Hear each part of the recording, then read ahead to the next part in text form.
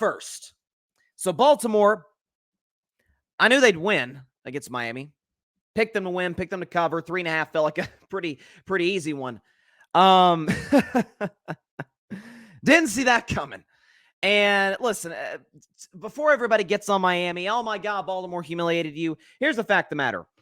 I think that game yesterday had about 90% more to do with Baltimore than the 10% of just Miami struggling. I think that was just Baltimore at home with a ton of momentum coming off the San Francisco win and coming in and absolutely mopping the floor with the Miami Dolphins. And listen, that's the biggest story coming out of this game, certainly for the Ravens, that is the fact that Lamar Jackson has officially locked up the MVP. It is over. There's no storyline. There's a lot of storylines going to Week 18, playoff positioning, who's contenders, who's not. The MVP is not going to be a conversation this week. It's just not. Lamar Jackson is not going to play this week against my Steelers. Thank God, that helps us. But Baltimore is locked in the 1 seed, and Lamar Jackson, after an MVP performance last week against the second best defense in football, against the Dolphins, who, since Jalen Ramsey came back, was by some metrics the number 1 defense in football since Ramsey came back midseason.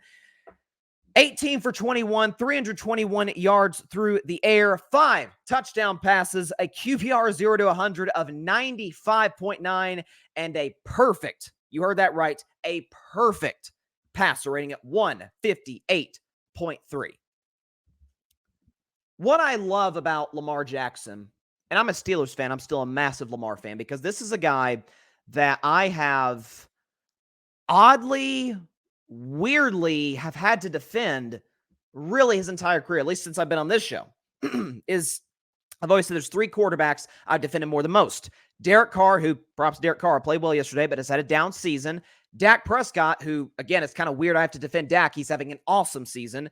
And even weirder than Dak, Lamar Jackson, who's about to win his 2nd league MVP before turning 30, which I could be wrong. I don't think that's ever been, or 2nd MVP before turning like 26, 27 years old. I don't think that's ever been done before. And he might do it unanimously again. I mean, we've talked about Christian McCaffrey and Tyreek Hill, and some of you even mentioned defensive players like Myles Garrett, my man TJ Watt. Dak was in the mix. Brock Purdy was in the mix. Tua Tagovailoa was mentioned. Heck, CJ Stroud at one point was at least considered. I talked about it on my show. With Lamar Jackson, it's not just about the stats.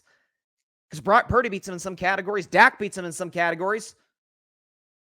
Argument could be made that as much as tumultuous as Cleveland's offense has been at the quarterback position, if there's been one constant, it's been Myles Garrett. The same exact thing could be said about the Steelers and TJ Watt. It's the fact that Lamar Jackson, and I've said this before, like it or not, part of winning MVP, and I don't hate it, is the fact that some of it is based off of a narrative.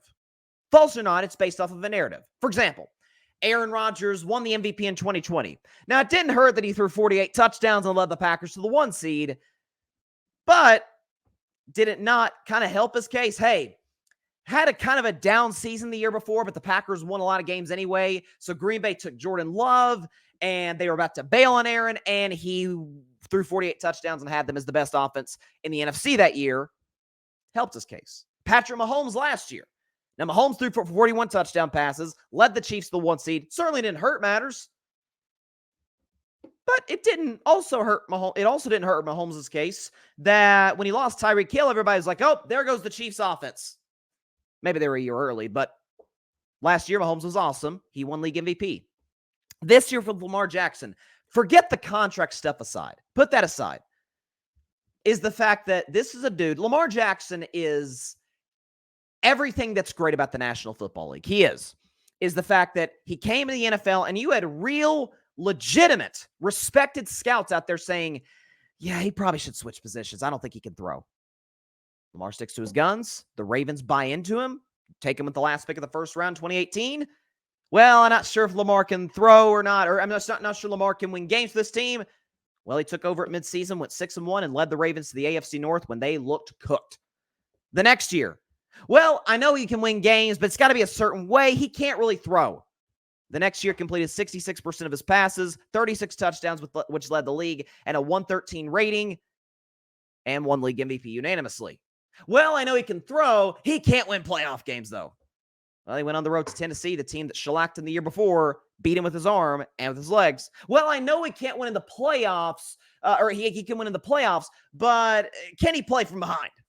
Well, multiple games in 2021 playing from behind, including a game in which he was down 2 touchdowns to Patrick Mahomes, came back and won and actually outplayed Mahomes. Last year, is he that valuable to the Ravens? I'm not sure. In the games Lamar Jackson played last year, they averaged darn near 30. In the games he did not play, they struggled to break double digits and went out immediately in the playoffs. They certainly would not have been in that position had Lamar not played the games to get them to that point. The discussion this offseason, I remember vividly talking about it on my show, is, February, March. Oh, who wants Lamar Jackson at that price? I mean, come on. He's more just an athlete. He's not a great throw of the football. Just completely ignoring the fact that not only had he won at that point, basically 75% of his games, he basically was the Ravens offense. They couldn't function without him. And that includes the fact they had no outside threats. Well, now you bring in Todd Monken, who's a brilliant offensive coordinator, said from the jump that this was going to work. You bring in Odell Beckham Jr., who's had a resurgence. You draft Zay Flowers, who I loved out of Boston College. Zay Flowers is actually my preseason pick to win Offensive Rookie of the Year. He's doing this even without Mark Andrews, with multiple running backs in the lineup. I mean, at this point, it's I don't think the question is not about whether Lamar's going to win MVP or not. Is he going to do it unanimously again? Is he going to get all the first place votes? My guess is probably not, because you always have that one voter that gives it to somebody like, how the heck did he get a vote? So you'll probably have somebody that goes against the grain that doesn't like Lamar, whatever. This guy is a special, special talent. We have, and we do this with a lot of athletes. This isn't unique to Lamar Jackson, but athletes who are different in terms of their styles, because Lamar Jackson is not your stereotypical 6'4", strapping, big, massive arm quarterback who just stands there in the pocket. He doesn't play like Allen, Burrow, Mahomes, Lawrence, etc. But what he does, it works pretty well.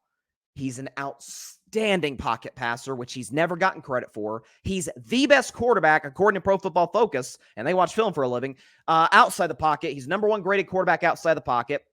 He's accurate. He's got a good arm. He doesn't turn the ball over, and we know what he can bring with his legs. There are multiple different ways to be a quarterback. If we try to pick apart what's there, what do we not like, he doesn't fit what we think a quarterback should look like, just embrace it. Obviously, it works. This is going to be the second time Lamar's led the Ravens to the 1 seed. Now, in fairness to those who have criticized Lamar, now he's got to go win in the playoffs. I don't know if he's going to play next week against Pittsburgh. Please, Jesus, I pray that he does not. He obviously will not play the week after that because they have a bye. AFC is wide open this year. Kansas City can't do anything offensively, seemingly. Miami, well, we just saw what Baltimore did to Miami. If should that matchup reoccur, the Dolphins will have to go to Baltimore again. Buffalo's hot and cold, hot and cold. You never know what you're going to get from them on a week-to-week basis. Cleveland's great. Joe Flacco's going to turn to a pumpkin eventually, though. Whoever comes out of the AFC South is probably one and done in the playoffs. I mean, the AFC is wide open. So in fairness, the pressure is on Lamar now. He's going to win his second league MVP. Again, might do so unanimously. He's having a phenomenal season. Now you got to go win in the playoffs. If he gets the AFC title game, can we put this to bed?